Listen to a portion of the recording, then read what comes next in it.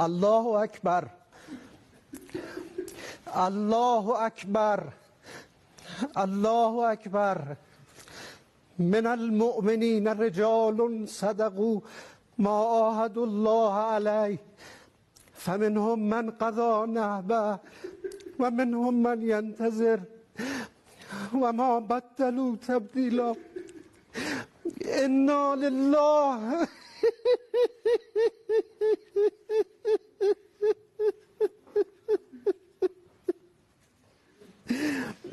انا لله و انا الیه راجعون.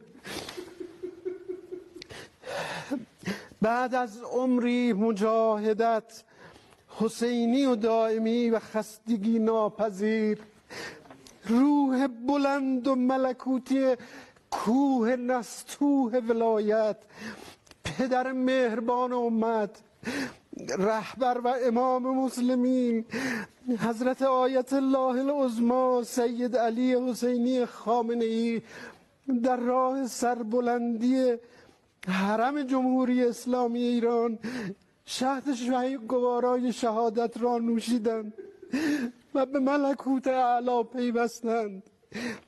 خدای بزرگ، خدای بزرگ و شکست ناپذیر با ملت حماسه ساز و تاریخ ساز ایران است تا عهدی که با امام خود بستند تا سرانجام ظهور پیش برند.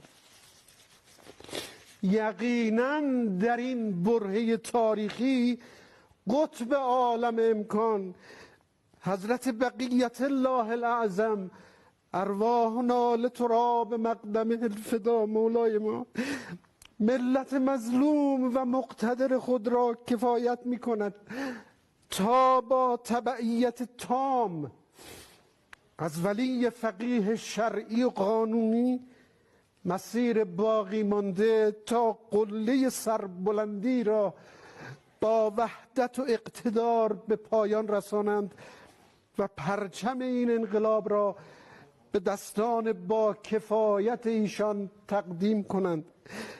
به روح بلند امام راحل و خلف صالحش، قائد اعظم، شهید و عظیم الشأن حضرت آیت الله العظمی امام خمینی، حضرت آیت الله العظمی امام خامنه‌ای درود می‌فرستیم.